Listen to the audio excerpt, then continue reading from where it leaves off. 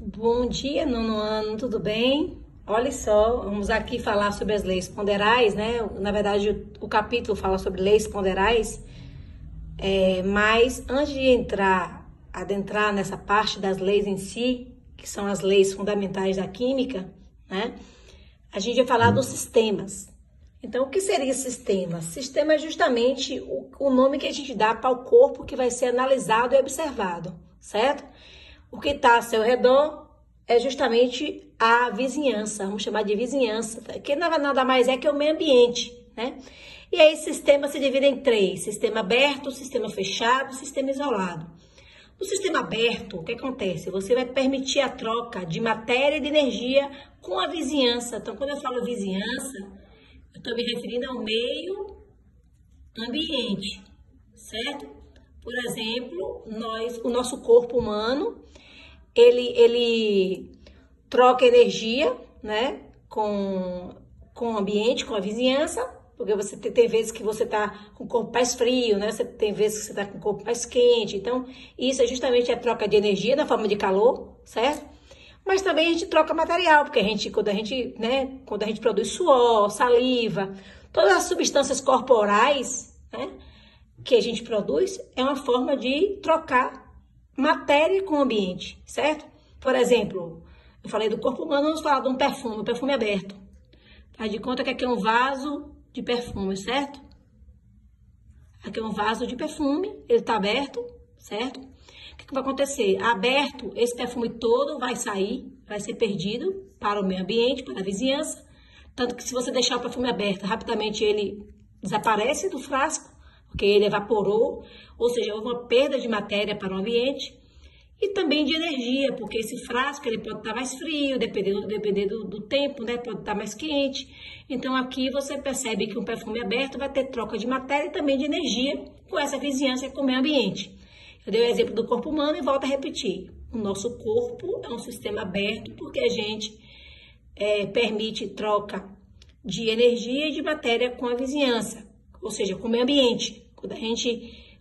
Nosso corpo ele pode, né, trocar energia com o ambiente e a gente pode perder calor, receber calor. Então, isso é uma troca de energia. Mas a gente também elimina certas coisas, né? Substâncias que o nosso corpo produz, a gente está eliminando. Então, a gente tem aí outro exemplo de sistema aberto. Sistema fechado, né?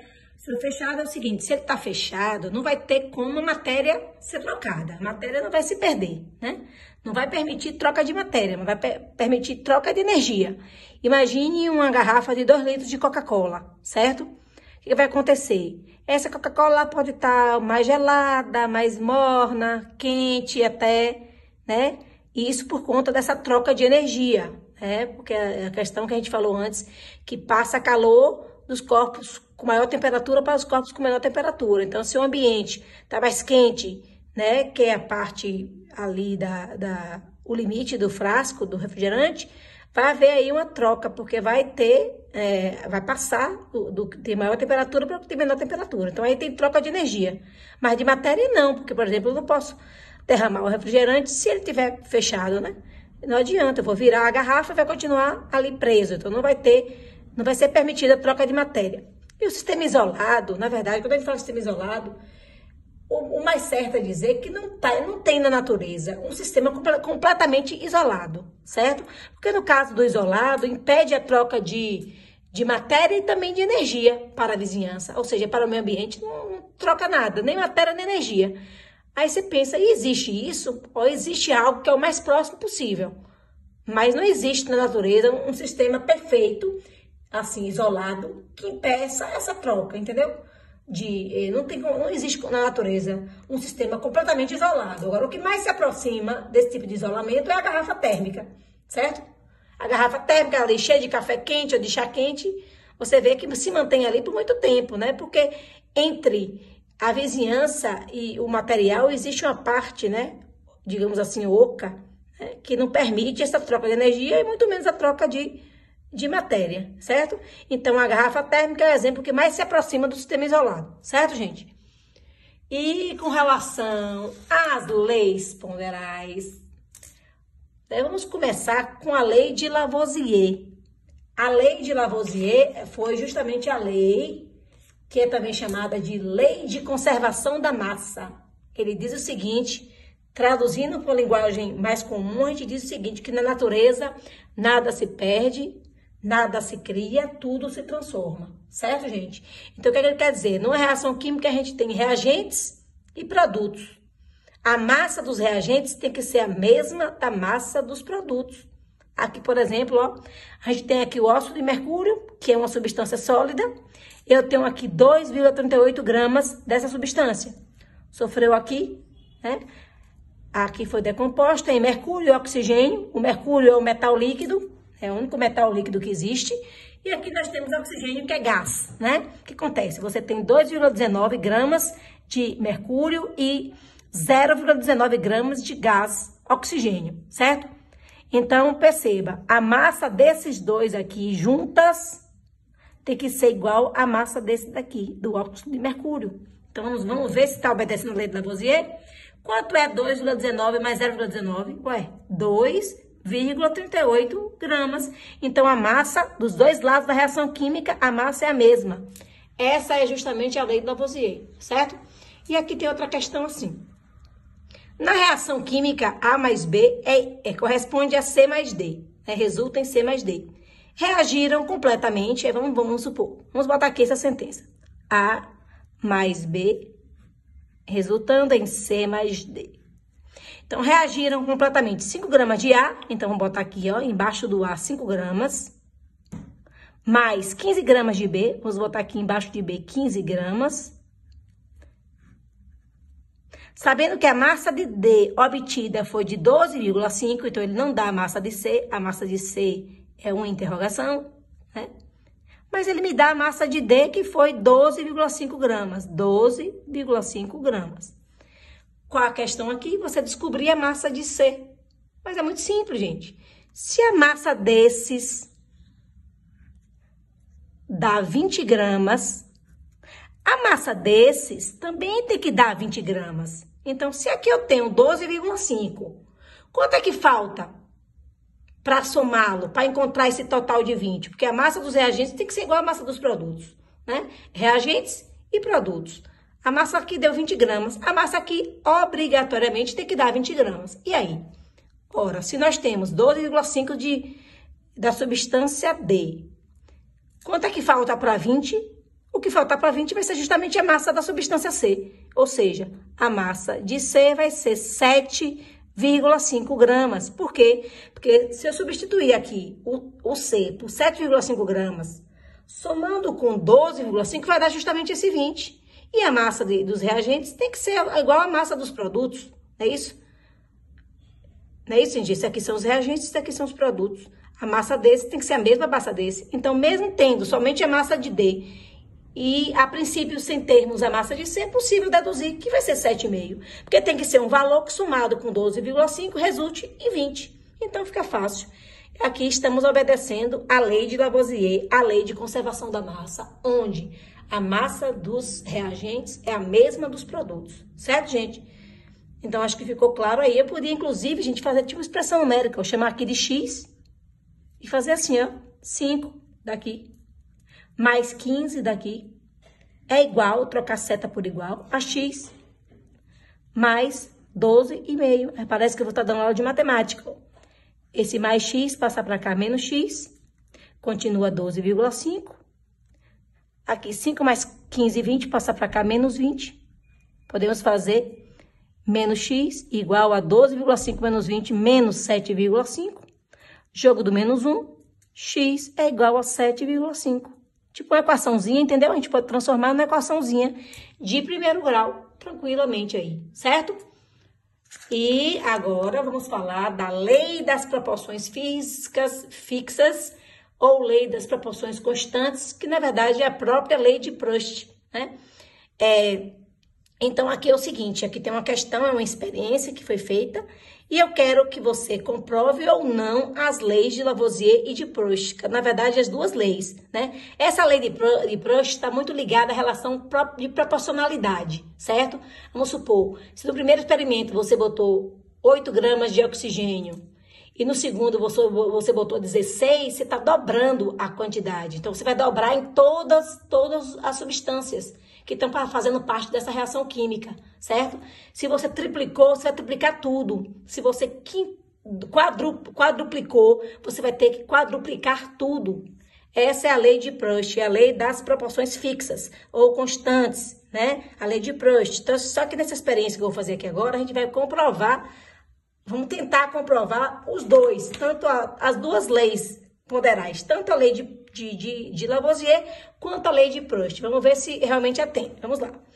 Em uma experiência, 1,2 gramas de uma substância A, então bora botar aqui, A mais B corresponde a C mais D. Então, ele diz que 1,2 gramas de uma substância A, bora botar aqui 1,2 da A, que uau, gente, reage com 3,84 gramas de uma substância B, produzindo, olha os produtos agora, 4,5 gramas de C, aqui corresponde a B, aqui corresponde a C, mais 0,54 gramas de D. Então, de D vai ser 0,54, certo? Aí, vamos lá, vamos ver se obedeceu aqui a lei de Lavoisier. Vamos somar as massas dos reagentes, vamos somar as massas dos produtos. Quanto é que é 3,84 mais 1,2? Vai dar quanto, gente? Vai dar o quê? 5,04? 5,04, né? Então, aqui somando-se isso aqui, vai dar 5,04. Então, aqui também tem que ser a mesma coisa. Então, observe, a massa de C e D também tem que ter esse mesmo resultado para obedecer a lei de Lavoisier. E obedeceu, ó. Também dá 5,04 gramas, tanto aqui quanto aqui. Então, a lei de Lavoisier está ok, já podemos observar que ela está aqui nessa questão. Ela está presente, está comprovada a lei de Lavoisier, que é a lei da conservação da massa, né, numa reação química. Vamos ver aqui. Você foi e repetiu a mesma experiência. Aí, olha só, constatou-se que 8 gramas de A, então vamos fazer de novo, vamos repetir aqui, ó. Deixa eu repetir aqui. Vamos repetir, não, vou botar aqui embaixo. A, ele disse que são 8 gramas, então bora botar aqui na direção do A, 8.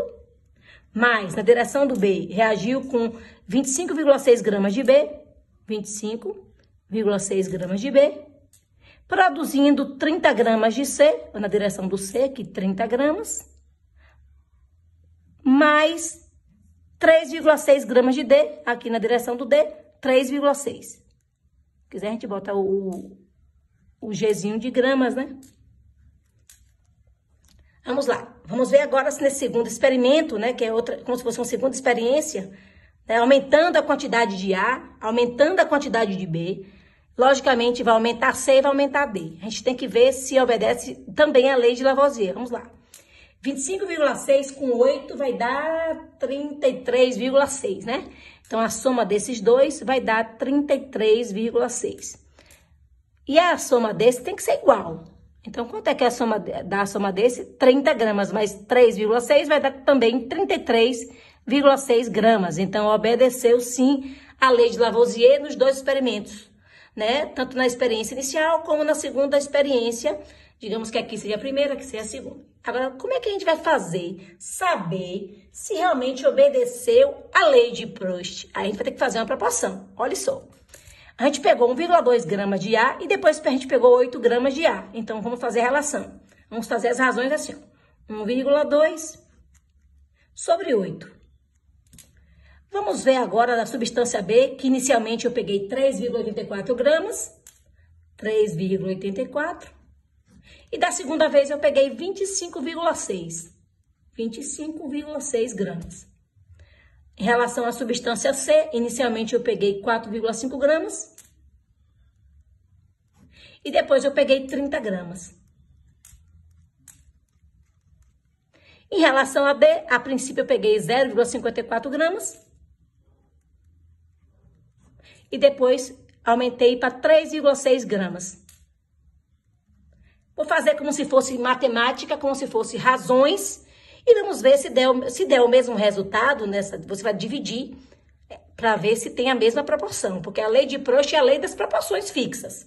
Então, a gente tem que ver se obedece direitinho essa lei aí. Como é que a gente faz para saber? A gente simplesmente faz as contas. Se você pega 1,2 e divide por 8, o que você vai encontrar? Você vai encontrar 0,15. Se você pegar 3,84 e dividir por 25,6, você vai encontrar também 0,15. Se você dividir 4,5 por 30, você vai encontrar 0,15. Se você dividir 0,54 gramas por 3,6, você vai encontrar 0,15. Então, ou seja, se deu o mesmo resultado nessas proporções, a gente fala que obedece também à lei de Proust. Então, essa questão aqui ficou claro que obedeceu as duas leis, tanto a lei de Lavoisier quanto a lei de Proust. A lei de Proust tem a ver com essas proporções, esses pares de razões que a gente faz aqui. E observe que a gente encontrou o mesmo resultado, mas se a gente tivesse encontrado resultados diferentes, não estaria obedecendo a lei de Proust, certo? Perceba que todas as proporções deram o mesmo resultado, que foi 0,15, ou seja, 15 centésimos, certo? Se algum desses tivesse dado diferente, digamos que esse último tivesse dado 0,16, aí a lei de Proust estaria prejudicada, certo? Mas nesse caso foi tudo perfeito, obedeceu as duas leis, certo, gente? E vamos agora fazer umas questõezinhas, inclusive do livro de vocês. Depois eu vou passar o exercício, mas eu resolvi pegar algumas para fazer, para explicar melhor. Em uma experiência, 46 gramas de sódio, então bora botar aqui, sódio, 46 gramas, reagem com 32 gramas de oxigênio, vou botar aqui mais oxigênio, 32 gramas, né? Formando o que nós chamamos de peróxido de sódio. Peróxido de sódio. Aqui a gente não fala quanto que foi de peróxido de sódio, certo? Quantas gramas de sódio são necessárias para se obter 156 gramas de peróxido de sódio? Olha só. Então, o que aconteceu aqui? Aconteceu o seguinte, é uma experiência com 46 gramas de sódio reagindo com 32 gramas de oxigênio, formando o peróxido de sódio. Aí aqui é o seguinte, isso é o que ele fala. Então, olha só, o resultado dessa reação foi o peróxido de sódio. Então, basta somar aqui, né, para obedecer a lei de Lavoisier, 46 mais 32 vai dar 78 gramas. Então, a gente vai ter aqui 78 gramas de peróxido de sódio. Mas o que ele quer dizer é o seguinte, quantas gramas de sódio desse aqui, ó, são necessárias para se obterem 156 gramas de peróxido de sódio? Ou seja, é outra, como se fosse outra experiência, 156 gramas. Certo? Porque aqui na primeira, ó, 46 de sódio com 32 de oxigênio vai dar 78 de peróxido de sódio. Mas eu quero que obtenha 156 gramas de peróxido de sódio. Olha só. Aqui a gente vai ter que usar tanto a lei de Lavoisier quanto a lei de Proust. A gente usa as duas leis ao mesmo tempo. Observe. Bom, se era 78 e for para 156, dobrou. Não dobrou? Dobrou, presta atenção. 78 vezes 2 dá 156. Então, aqui dobrou. Gente, se é a lei de Proust, é a lei das proporções, o que é que vai acontecer? Se dobrou o produto, tem que dobrar todas as substâncias envolvidas na reação. Então, dobrou, não triplicou, dobrou. Então, o que é que vai acontecer? Eu quero saber quantas gramas de sódio. Posso botar o X aqui, certo? Bom, se dobrou aqui, tem que dobrar aqui. Então, se ele perguntasse a massa de oxigênio, também seria dobrada. Qual é o dobro de 32? 64. Aí fica fácil, né? Se dobrou o produto, se dobrou o oxigênio, tem que dobrar o oxigênio, tem que dobrar o sódio. Então, esse X vai valer quanto? Ele vai valer 92 gramas, gente, letra D. Coisa mais fácil do mundo. Eu botei X, vai que você resolvesse fazer uma conta, por exemplo, assim, ó, 46, matematicamente falando, está para X, assim como 78 está para 156, certo? Aí, se você fizer essa conta cruzada, você ia encontrar X igual a 92. Mas para que esse sofrimento, se você está vendo que dobrou o peróxido de sódio, tem que dobrar o oxigênio, tem que dobrar o sódio. Entendeu? Então, como ele quer saber justamente quantas gramas de sódio vão ser necessárias, é simples. Se antes tinha 46 e isso aqui dobrou, tem que dobrar os demais. Então, dobra o oxigênio, passa a ser 64, tem que dobrar o sódio, que o dobro de 46 é 92. Poderia ter feito uma conta também assim, parecendo uma proporção da matemática. 46 está para X, 78 está para 156. Se você fizesse a conta aqui de meios extremos, você encontrar também 92. Então, bem simples essa questão, certo? E vamos agora para mais uma, né? Sabendo que 5,6 gramas de uma substância A, vamos fazer aquele negócio, né? Que é bonitinho, fica organizado. A mais B produz C mais D, né? Então, aqui, você tem 5,6 de uma substância A, bota aqui embaixo do A, 5,6. Combinam-se com 7,2 gramas de uma substância B, mais 7,2 do B, produzindo 4,5 da substância C, embaixo do C eu boto 4,5, e certa massa da substância D. Ou seja, a D a gente não sabe, a gente pode chamar de X, se quiser. Mas aqui é tão simples, né? Que a gente sabe que a massa dos reagentes tem que ser igual à massa dos produtos. Então, se a gente somar esses dois aqui, ó, 5,6 com 7,2 vai dar 12,8. É isso? Se vai dar 12,8, o C e o D também, obrigatoriamente tem que dar 12,8. Certo? Como é que a gente faz, então? A gente faz o seguinte. Aqui ficou 12,8. Aí eu penso o seguinte. Aqui também tem que ser 12,8. Certo? Porque a massa dos reagentes tem que ser igual à massa dos produtos. Então, pronto. Se aqui já tem 4,5, quanto é que falta para 12,8? Que conta eu tenho que fazer? 12,8 menos 4,5.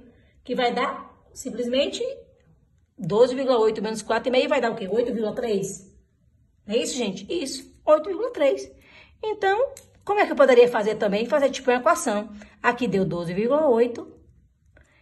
Troca a seta pelo sinal de igual. Aqui 4,5 mais x. Mais x.